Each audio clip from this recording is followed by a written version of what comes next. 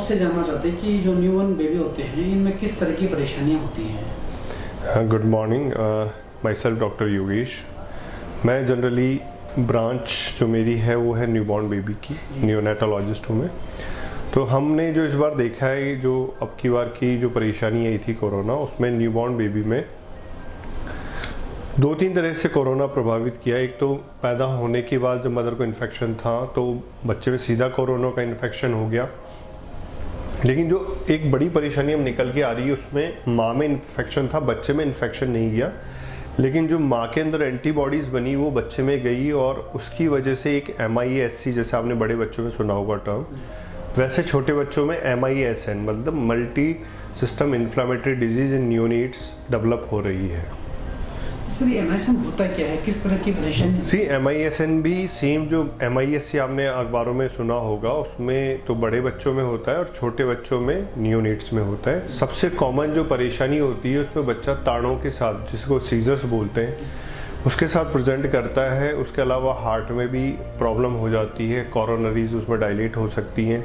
इसके अलावा kidney function भी डिरेंज हो जाते हैं, बच्चे को वेंटिलेटर की ज़रूरत पड़ जाती है। तो बहुत एक मतलब कठिन परिस्थिति हो जाती है बेबी के लिए भी और उनकी फैमिली के लिए भी उस चीज़ को हैंडल करना, और जिसमें समझ नहीं आ रहा होता कि परेशानी हो क्या रही है, जिसमें इन्फेक्शन भी नहीं है और वो भी माँ डिलीवरी के 20 से 25 दिन के बाद अपीयर होती है। Mark heart and EECP general hospital US FDA व अमेरिकन हार्ट एसोसिएशन द्वारा अनुमोदित राजस्थान का प्रथम अंतर्राष्ट्रीय मापदंडों के अनुसार हार्ट अटैक के मरीजों का बिना सर्जरी, बिना भर्ती किए EECP द्वारा अत्याधुनिक इलाज। सर इसके लिए क्या प्रिवेंटिव क्या होते हैं? सी प्रिवेंटिव अपना बहुत अच्छी बात है कि अब वैक्सीन अवेलेबल हैं और मुझे लगता है कि और गवर्नमेंट ऑफ इंडिया ने प्रेग्नेंट वुमेन के लिए भी सैंक्शन कर ही दिया है। तो जितने जल्दी बिफोर थर्ड वेव अगर हम प्रेग्नेंट वुमेन को वैक्सीनेट कर पाए तो वो वैक्सीनेशन से वो एंटीबॉडीज डेवलपमेंट और उनका शिफ्ट टू द बेबी और बेबी में जो सिकनेस आ रही है उसको हम बचा सकते हैं किसी हद तक। इसके लिए बचाव कैसे किया जा सकता है? बचाव, एक बार एंटीबॉडीज आ गई है अगर शरीर में तो फिर बचना मुश्किल होता है, लेकिन उसका ट्रीटमेंट अवेलेबल है। टाइमली अगर हमने उसको ट्रीटमेंट किया है प्रोटोकॉल के वाइज में, जिसमें मिथाइल प्रेडनिसोलोन है और IVIG है, वो अगर देते हैं तो बच्चे की फुल रिकवरी होने के अच्छे चांसेस होते हैं। लेकिन वो टाइमली इंटरवेंशन करना पड़ता है और सबसे अच्छी चीज़ है कि मदर में ही अगर वैक्सीनेट कर ले तो बहुत ही अच्छी चीज़ है। अगर मदर पूरी तरह से वैक्सीनेट है तो क्या ये चांस होता है कि कोरोना हो सकता है वापस? सी कोरोना मदर में हो सकता है दोबारा, लेकिन जैसे हम दूसरे एडल्ट पेशेंट में देखते हैं कि कोरोना की जो सीवियरिटी और मोर्टेलिटी रेट है वो कम होती है। इस बार हमने लास्ट वेव में देखा कि बहुत मदर की मोर्टेलिटी हुई है कोरोना की वजह से, वो डिलीवरी हो रही थी और मदर वेंटिलेटर पे थी, तो उससे बहुत बड़ा बचाव होगा। और दूसरा जो दूसरी की MISN है उसको भी हम बचा सकते हैं।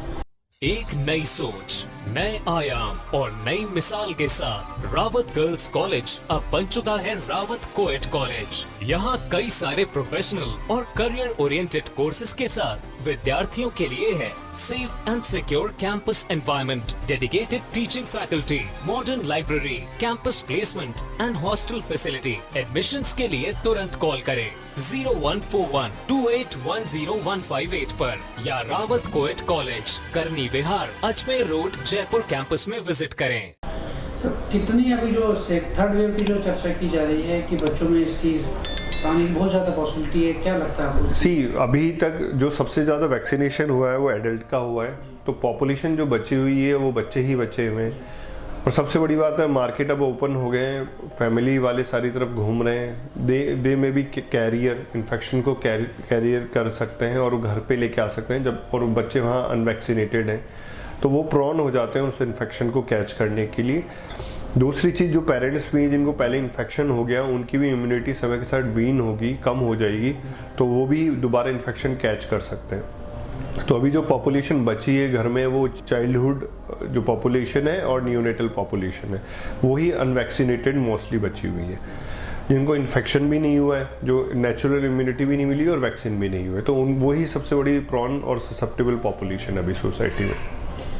सर घर पे अगर जैसे बच्चों में इस तरह की कोई कोरोना जैसी बीमारी आती है और बच्चों को होती है तो उनको किस तरह से पेरेंट्स उनकी केयर कर सकते हैं? सी पहली चीज़ है कि पेरेंट्स को जो उसको बचाना कैसे है कि जब भी अगर नौकरी पेशा स्पेशली डॉक्टर्स के लिए जो कि मेडिकल में काम कर रहे हैं और हम डे टू डे एक्सपोज होते हैं पेशेंट से, चाहे से हम वैक्सीनेटेड हों या ना हो, तो हम घर जा रहे हैं तो हमें सारी केयर, ऐसा नहीं कि अब कोरोना ख़त्म हो गया, कम हो गया तो हमें अब नहाना नहीं है, हमें we have to take bath, बच्चों से मिलने से पहले सारे कपड़े धुलवाने हैं, अलग करने हैं, तो हम जो सेम प्रोटोकॉल कोरोना के टाइम में फॉलो कर रहे थे हमें करना होगा। ऐसे ही अदर प्रोफेशन के लोग हैं जो घर में जाते हैं, उनको लगता है कि हमें कोरोना नहीं होगा, हमें तो हो चुका है या हम वैक्सीनेटेड हैं, लेकिन ऐसा नहीं है। उनको कोरोना हो सकता है और दे कैन बिकम कैरियर और घर जाके बच्चों को इन्फेक्शन दे सकते हैं। तो इट इज़ रिक्वेस्ट कि वो सारे पेरेंट्स जो कि बहुत सारे सोशल गैदरिंग में जा रहे हैं या बहुत ज़्यादा इंटरेक्शन है उनका उनकी सर्विसेज में, तो वहाँ मास्क लगाना है, हैंड वॉश करना है, हैंड सैनिटाइजर यूज़ करना, घर आके we have to take all precaution जो हम कोरोना के टाइम में लेते थे। Right sir, thank you very much. Thank you so much.